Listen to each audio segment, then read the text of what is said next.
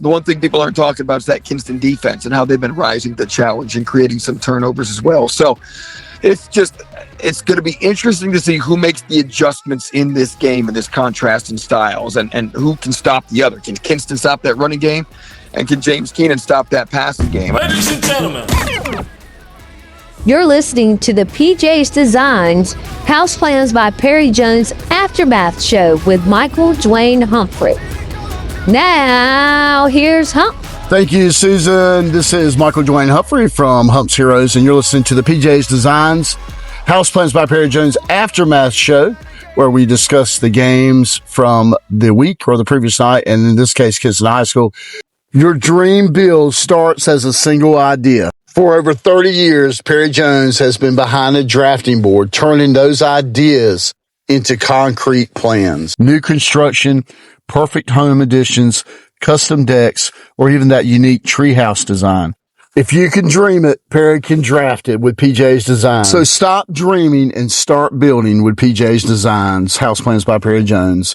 252-560-2428. Give them a call. Thank you, Perry. That was Brian North, WCTI TV 12 news anchor and sports director, longtime sports guru, man. What a good prediction. He very smart guy, as I mentioned yesterday. And there was a lot of talk about the offense and the justified is absolutely justified. Tyler Jones, Tyreek Copper, and Brendan Chambers, Genesis Wiggins, Pat Brown. You have a number of guys who are playmakers on offense, but the defense was the story of this game. And Brian North called it. He said that the defense has been overshadowed a little bit, and this team, and I'll tell you, just by knowing this team, there are no egos on this team. This team pull for every one of those guys pull for each other.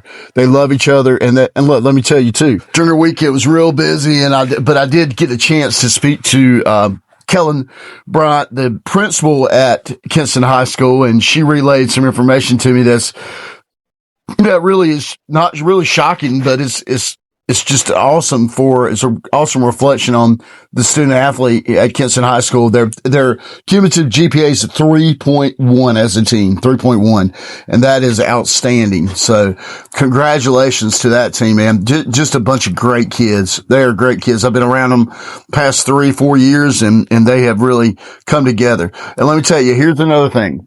Before I get to this Ryan Gieselman interview, this team going to the state championship. Okay, so we're going back to May, or go back when South Lenore and North Lenore both went to the state title in softball for North Lenore and baseball for South Lenore. All 5 high schools in Lenore County, all 5 of them had fielded at least one team in a state title game. That's never happened. It's never happened. Okay, you have South Lenore in the state title in baseball, the Lady Hawks in the state title in softball. You have Parrott Academy going undefeated, winning a state championship. You have Bethel Christian Academy with 2 teams, the baseball championships in 25. They won that team, Coach Kenny Sutton, and then Coach Ashley Stroud, who led his girls to a softball championship appearance. They're just inches away from winning a title. Then you have Kinston High in a championship game. Now that completes the 5 school, just the ultimate testament of, and this I want to go back, and I'm writing about this, to Lenore County Parks and Rec. Give Scott Austin, Brian Dawson, Earl Keith, everybody that works at that program, Josh Bass, all those guys, every one of them. This is a process. Lenore County athletics is reaping the benefits of a rec department that has gotten better and better. And so they deserve some credit too.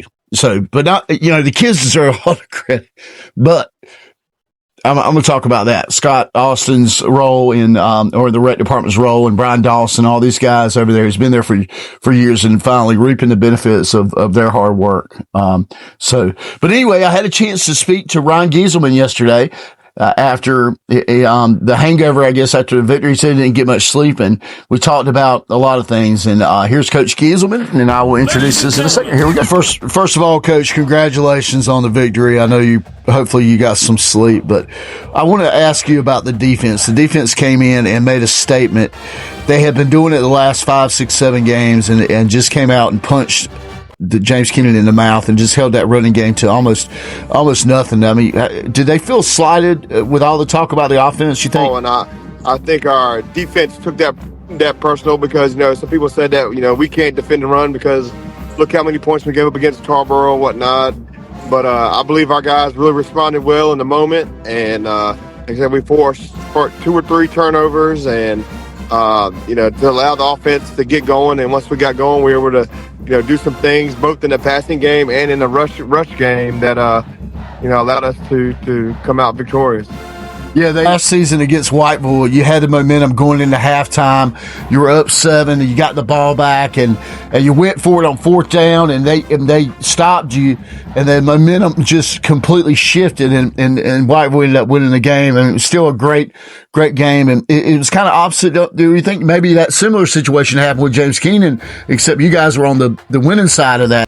Yeah, I mean, it's kind of like a flip of the script from last year. We were up 7 last year. And we had the ball coming out halftime, and it was an early 4th down, and we went for it because we wanted to try to put the game away or put a lot of pressure on them from their offensive side of the ball. And they had to make a decision. Hey, do we want to press a little bit and try to even this game back up, or do we feel good about our defense? And they played. Said they had done a good job for the most part defensively. In the first half, and just us getting that stop was huge to be able to put some more points on the board and put more pressure on them in their offense, and I think that played to our favor. At the beginning of the year, you were not that far away from being as good as you are now. Just a couple of tweaks, and the defense has really evolved. The coach, I guess, your coaching staff has been intact for the most part for many years, and you know how to get these kids to respond. I mean, how proud are you of this team to step up all around, to be an all-around team? Like I said, our defense responded all night long, and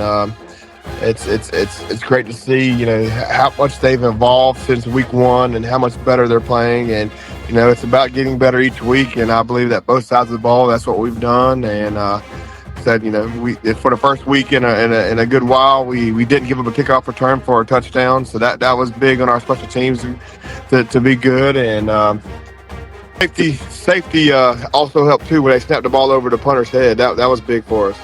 Coach, from a standpoint of just the entire body of work, the offense, the defense, the coaching staff, everybody came together, and y'all are just clicking on all 8 cylinders right now. It's just good to see, and just proud of that effort, man. As just a fan, it's just awesome. Just great execution from all sides. All hands were on deck. From all of our coaching staff to all of our players and support staff to even the great environment that our fans brought last night, which allowed us to, I believe, have energy, play with great energy, stay in the game, no matter how frustrating the first quarter was, and to finish the way we did, and to get a chance to win a state title next week is huge for everybody that I just mentioned. Yeah.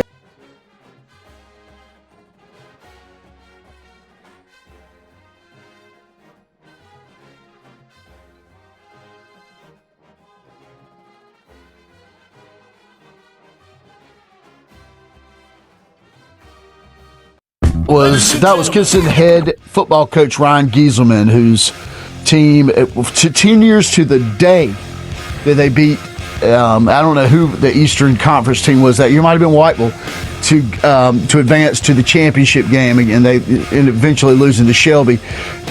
But they're playing Shelby again, so again a matchup, maybe a rematch. We hope that Kinston comes out on top this year and Gieselman gets that championship. And I spoke to Jason Bryant briefly, and I agree. And Saturday at 2, by the way, at Durham County Stadium. So it's Saturday at 2. I'll be there. PJ's Designs, House Plans by Perry Jones is my sponsor, by the way.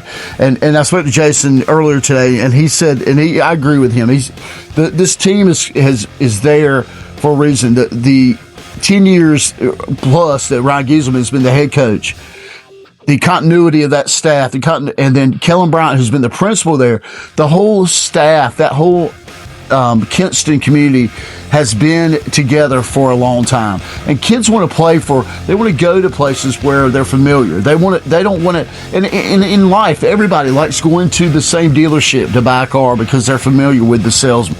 I mean, it's just the way it is. And so they have kept everybody together. They have stayed on course, and they have not deviated from what their plan was all along, and that was to be where they're at today. So congratulations to Kinston High School, to Coach Ryan Gieselman, the whole staff, the coaching staff, all the kids, to Principal Kellen Bryant, to just the whole administration, just everybody, the whole community.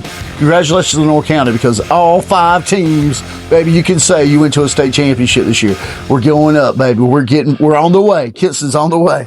Lenore County's on the way. By the way, Christmas is for giving and giving back, and it's not about me. I'm not saying about me, but the Raymart Radio Show is having their annual fundraiser still, and they're having a drawing coming up for a chance to win $500. It's their Children with Autism Christmas giveaway. Children with Autism Christmas giveaway. They're selling raffle tickets for $1. $1 for a chance to win $500. The drawing's going to be, I think, December the 19th, or maybe before that, the 13th, maybe in another week. So contact Raymart Radio Show. Go to Edward Hardy's page, or you can ask me. I'll point you in the right direction. $1 raffle ticket could get you $500, and please check them out. Please help them out. Thank you so much. This is Michael Dwayne Humphrey with Hump Series. See ya.